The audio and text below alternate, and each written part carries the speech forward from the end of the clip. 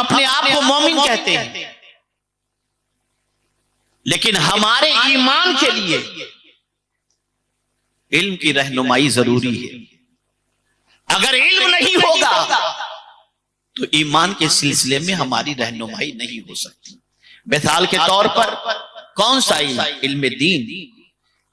مثال کے طور پر قرآن کی آیت دیکھیں اور خود رسول رحمت صلی اللہ علیہ وسلم کا طریقہ تبلیغ دیکھیں تو آپ کو محسوس ہوگا پیغمبر رحمت صلی اللہ علیہ وسلم ہو یا جتنے بھی انبیاء کرام علیہ الصلوۃ والتسلیم تشریف لائے، سب کی زندگی کا آپ اگر مطالعہ کریں تو اس نتیجے پر پہنچیں گے۔ کیا دعوت تھی، کیا علم سب سے پہلے انہوں نے پیش کیا؟ فَاعْلَمْ أَنَّهُ لَا إِلَهَ إِلَّا هُوَ، لا الہ الا ہو، یہ ہمارا عقیدہ ہے، لیکن اس عقیدے کے سلسلے میں علم کی ضرورت ہے۔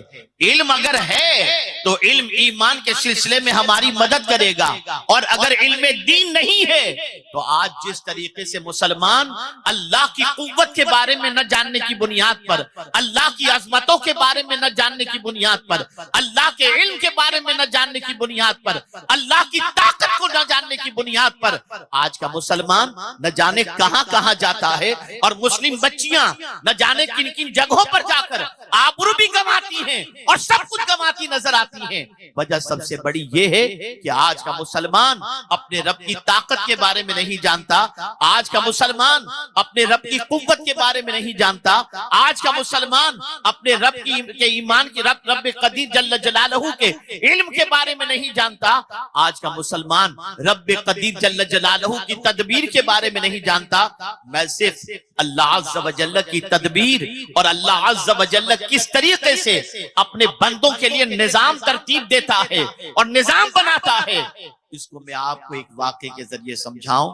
آپ ذرا سوچیں، قرآن اٹھا کر کے دیکھیں، حضرت موسیٰ علیہ الصلوۃ والتسلیم کی حیات طیبہ ہماری نگاہوں کے سامنے ہے۔ اللہ فرعون جس نے یہ اعلان کر دیا تھا، جب اسے بتایا گیا فلاں سال میں جتنے لڑکے پیدا ہوں گے ان میں سے کوئی لڑکا ایسا ہوگا جو تیرے تخت کو الٹ دے گا۔ اللہ اکبر، اس نے اعلان کر دیا، جاسوسوں کو لگا دیا، انٹیلیجنس کو لگا دیا، جتنے گھروں کے اندر لڑکے پیدا ہوں ان کو قتل کر دو۔ آج کی ماں لڑکے کے لیے دعا کرتی ہے، لیکن موسیٰ علیہ السلام کی والدہ نے اللہ کی بارگاہ میں فرعون کے قہر کی وجہ سے یہ دعا کی کہ وہ امید سے تھی، دعا کرتی ہیں کہ اللہ مجھے بیٹی عطا فرما، تاکہ بیٹی ہوگی تو فرعون کے ظلم سے بچ جائے گی، بیٹا ہوگا تو فرعون قتل کر دے گا۔ لیکن اللہ اکبر، قدرت کی تدبیر یہی تھی، قدرت یہی جانتی تھی اور بہتر جاننے والی، اس نے حضرت موسیٰ علیہ السلام کو پیدا فرمایا۔ اب ماں ڈر رہی ہے کہ فرعون کے محل تک اطلاع پہنچ گئی کہ میرے گھر بیٹا پیدا ہوا ہے، تو فرعون میرے بیٹے کو قتل کر دے گا، میری گود ویران ہو جائے گی۔ ماں کے دل میں تکلیف تھی، احساس تھا، ڈر تھا، فیئر تھا۔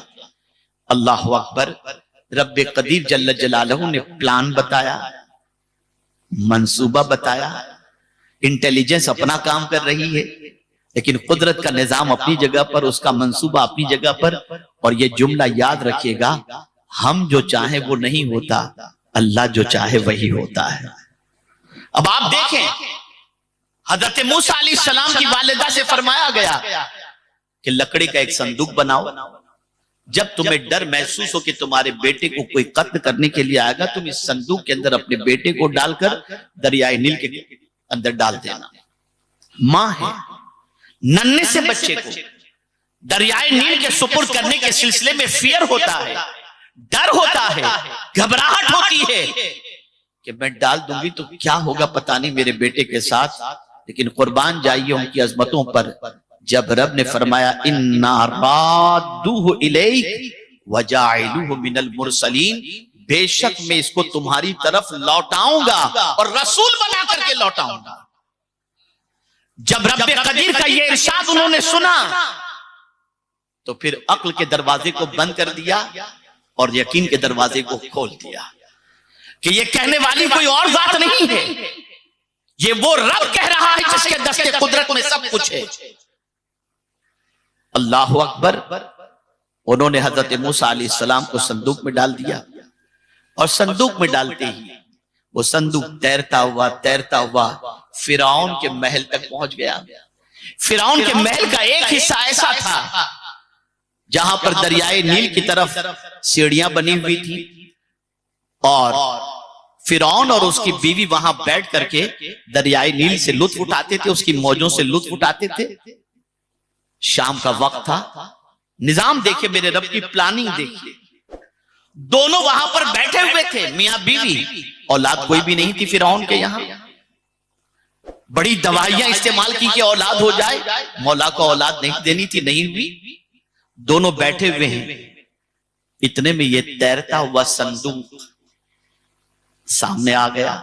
ٹائمنگ کی سیٹنگ دیکھیے، جب ان کا بیٹھنا تھا تبھی میرے مولا نے صندوق بھی وہاں پر بھیج دیا، اور جب صندوق پہنچا تو فرعون پریشان ہوا، اپنے حواریوں کو بلایا، کہا صندوق نکالو، یہ کیا ہے، کہاں سے آیا، کیا ہے اس کے اندر؟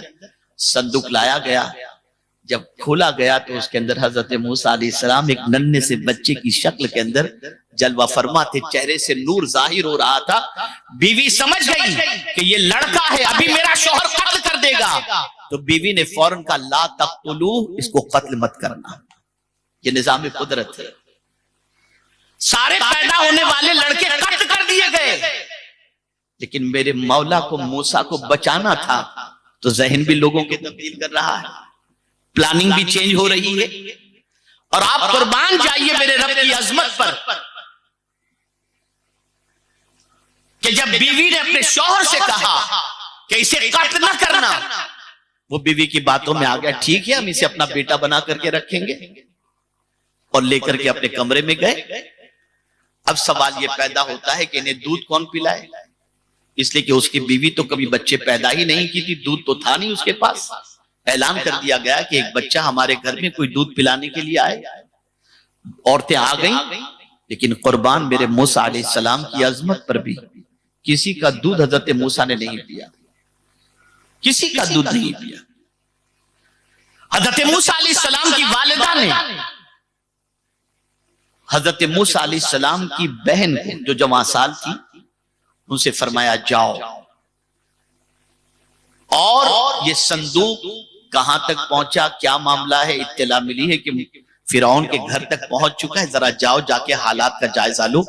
سیدھی سادھی بھولی بھالی بن کر یہ بہن گئی، دیکھا تو وہاں پر بحث چل رہی تھی دودھ کون پلائے، جتنی دودھ پلانے والیاں آئی تھی کسی کا دودھ حضرت موسیٰ نے نہیں پیا تھا۔ وہ ننھی سی بچی کہتی ہے کہ مجھے معلوم ہے ایک عورت یہاں ایسی بھی رہتی ہے جس کا دودھ سب بچے پی لیتے ہیں، اگر تم کہو تو اس عورت کو لایا جائے۔ سب نے کہا بہت خوشی کی بات ہے۔ حضرت موسیٰ کی بہن گئیں گھر اور جا کر کے اپنی والدہ سے کہتی ہیں امی جان چلیں، اور چل کر کے موسیٰ علیہ السلام کو دودھ پلا دیں۔ حضرت موسیٰ علیہ السلام کی والدہ گئی، اندازہ آپ لگائیے کہ جا کر کے اپنے بیٹے کو دیکھ کر نہیں کہتی میرے لال میرے بیٹے، اس لیے کہ سچویشن خراب ہو جاتی، بہت خاموشی کے ساتھ جاتی ہیں۔ بیٹا ان کی گود میں دیا گیا، جیسے ہی ماں نے سینے سے لگایا بیٹے نے دودھ پینا شروع کیا، پورے محل میں تالیوں کی گونج ہو گئی۔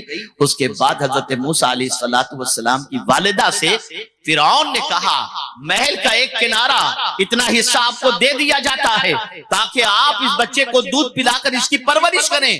دو روایتیں ملتی ہیں، ایک روایت یہ کہ وہاں پر وہ رہیں، اور ایک روایت یہ ملتی ہے کہ حضرت موسیٰ علیہ السلام کی والدہ نے یہ فرمایا میں اپنے گھر اس بچے کو لے کے جاتی ہوں، میں دودھ پلا کر اس کو بڑا کروں گی۔ اب مجھے بتانا یہ ہے فرعون کا پلان اپنی جگہ پر ہے، قدرت کا نظام اپنی جگہ پر ہے۔ دنیا ہزار منصوبے بنا لے لیکن ہوگا وہی جو میرا پروردگار چاہتا ہے، اور یہ قوت، اس کی طاقت، اس کے بارے میں یقین اسی وقت پیدا ہوگا۔ یہ سائنس کی کتابوں میں نہیں ملے گا، یہ علم دین میں ملے گا، یہ قرآن کے اندر ملے گا۔ آج اگر بہت سارے آبرو لٹنے والے اور بہت سارے مختلف طریقے سے انسانوں کی زندگی برباد کرنے والوں کی آپ ایڈ یوٹیوب پر دیکھتے ہوں گے، اخبارات کے اندر دیکھتے ہوں گے، 2 घंटे में मालदार बन जाओगे, 2 दिन के अंदर ये करोगे तो इतनी दौलत आ जाएगी।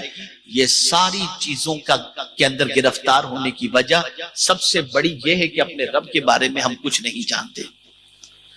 वरना मेरा रब इरशाद फरमाता है, अल्लाहु यबसुतुर रिज़्क़ लिमन यशाअ व यक़दिर, अल्लाह जिसका चाहता है, जिसकी चाहता है रोजी तंग कर देता है, जिसकी चाहता है कुशादा कर देता है। यह इल्म आपको कुरान से मिलेगा, यह इल्म आपको दीन से मिलेगा। आज अगर बेरहमी के हम शिकार हुए तो इल्म दीन से गफलत की बुनियाद पर, इल्म दीन से रिश्ते को तोड़ देने की बुनियाद पर बज़ाहिर आपकी निगाहों के सामने ये नन्हे से बच्चे नजर आ रहे हैं। हमारे स्टेज पर बैठे हुए उलमा भी एक जमाने में ये छोटे से बच्चों की हैसियत ही से थे, लेकिन आज देखें वो इल्म के महताब बनकर चमक रहे हैं और भटके हुओं को सीधा रास्ता दिखाते नजर आते हैं।